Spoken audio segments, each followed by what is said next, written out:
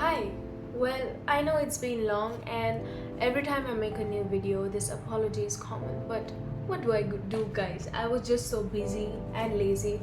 But it's like I just started with my real study, like the actual major study. So now that I got time, I wanted to address this one very important question that has been asked to me by a lot of you. And by the title, you know, it's about whether Indonesia has English thought programs or no. So let me just help you out with this one.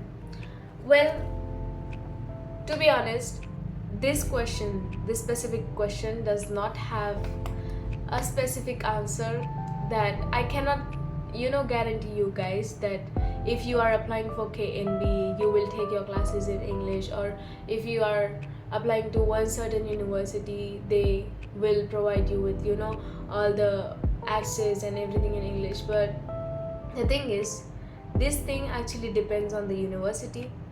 If not the university, it depends on your professors. And yeah, maybe your international office of the university that you apply in. But talking about KNB, if we specifically talk about KNB, well, in KNB, it's expected for you as a scholar to take your program in Bahasa Indonesia. It's like no matter what major, you are expected to, study everything in Indonesian. And that's the reason why they have this 1 year course. Like for bachelor's, KNB is for 5 years, right? 1 year you study Bahasa Indonesia, it's called the BIPA course, and the rest 4 years do you dedicate to your degree. So in this Bahasa course, 1 year Bahasa course, they teach you the language. But then again, as you may be aware of this, or it's just a common logic that no matter how smart you are, studying a language for just 1 year, it's not enough, right, for you to take a whole degree in that specific foreign language. So there are exceptions, but also there are,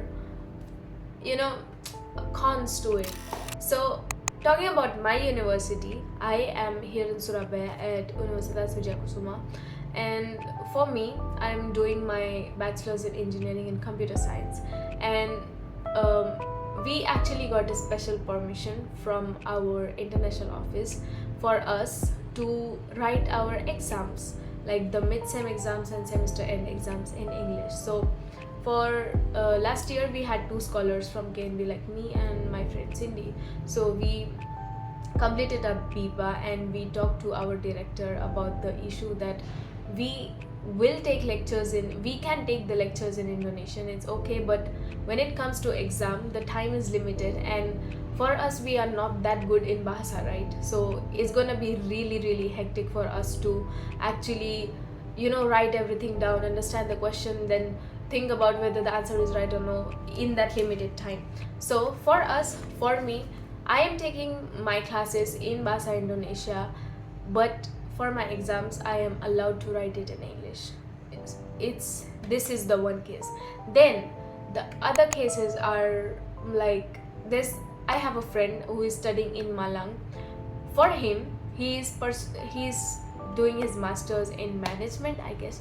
I'm not sure, but he's doing his masters, and his university has got special, lectures for the international students where they are taught everything in English.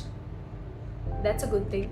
They are taught everything in English, and their exams are going to be in English as well. So for them, it's a plus point, because BIPA, they learn BIPA for 1 year just like us, but for them it's like chill pill.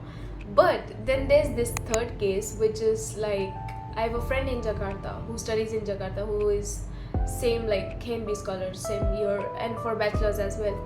He's doing engineering as well, but for them the problem is the university is so strict that they won't allow them to write exams in English. Classes are not in English for sure. So it's like for them, no matter what, they have to study everything in Bahasa. And I really feel pity for him, because it's like KNB scholars, you know, we are supposed to maintain a GPA. Like for bachelors, it's 3.0 something out of 4. So we have to, you know, maintain that GPA every semester, or else we will be getting warnings from KNB. I'll make a different video about this, like the rules of KNB. If you get the scholarship, what allows you to keep it, and what are the things you should avoid so that you don't get deported. So yeah, this is the thing. Like for him, no English, everything in Indonesians. What's the moral of the story? It's that it depends on your university. You know, I cannot list down the universities that provide English thought programs, or list down the universities who will allow you to give your exams in English. It really depends, you know, and you will have to research it on your own. Cause if there's some certain university you like, maybe you can try getting in contact with the alumni, like the international students who have been studying there. You ask them, is it allowed, is it okay if I come there and I don't want to take my degree in the language? So you need to do your own research. But also I have got one very important advice for you guys, which is let's say in case you choose a university which does not allow you to, who do not allow you to take your exams or classes in English, the like one alternate option would be you choose a major which you can study on your own. See, for me, even before I came to Indonesia, I was aware of this, that if I go there, if the government has provided 1 year of, you know, foreign language course, it's like 90% sure, I'm 90% sure that I will have to study everything in their own language, no matter what degree I chose.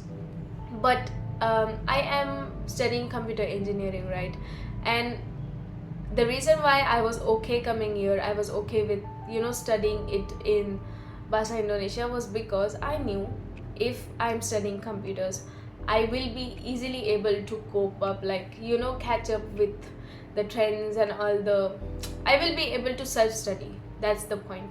I will be able to self-study it using YouTube, and there are so many resources available online. So it's like I don't really need a teacher to teach me that this is how you code Mansi, this is how you solve this math problem. That's one of my alasan. What's alasan in English? Wow, I'm forgetting.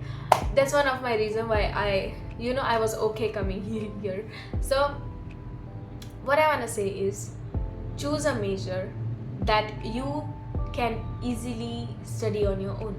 Like, let's say you study something like, you choose something like veterinary medicine. Now it requires a lot of practical, you know, application, right?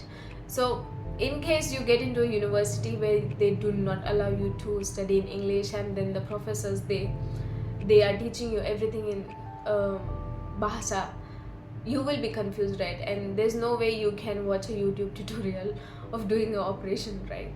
So that's the thing. Choose a major that you can study on your own. Now there's this another case where I've got friends in a university here, and they are not KNB scholars. They are just from some scholarship from their own university, and the university does not have any special classes or special rules. Like for my university, they've got a new rule that international students give exams in English, but for their university it's nothing like that. It's all in Bahasa. But what they did was they request their professors, they say, please can I give my exam in English, because I am an international student and I cannot study everything in your language. Like, I cannot study everything in Bahasa. It's so difficult for me. And in this scenario, there are professors who agree to it. There are who are like, you work 10 times, I don't care. You have to study everything in Bahasa. So it really depends, you know.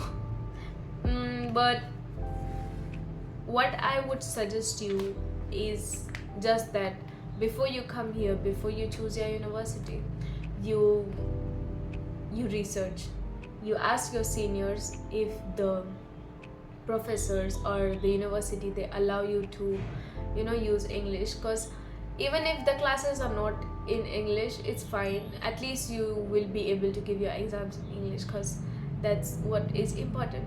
And other thing is, choose your major wisely. Make sure you can self-study so that you don't have any problem. Because for me, I go to the class just for attendance, because even if I understand a few things, but then it's like uh, this I'm in Java Island, right? So the professors, most of them, they mix Indonesian with the local language here, which is a which is a provincial language, Javanese. So it's so difficult to understand. But then there are a few main things that I take, and then they have WhatsApp groups. They send the material there and everything there. So yeah, that's just how life is going right now. I've got my mid-sem exams next month in October, and I'll come back and tell you guys how it went. Like, I really hope I get good marks, but yeah, for now all I can do is study. And yeah, that is it for the video. If you have any question, please let me know. I'll surely make a video even if I am late. And yeah, that's it. Thank you so much. I hope this video was helpful. Good luck and see you next time. Bye bye.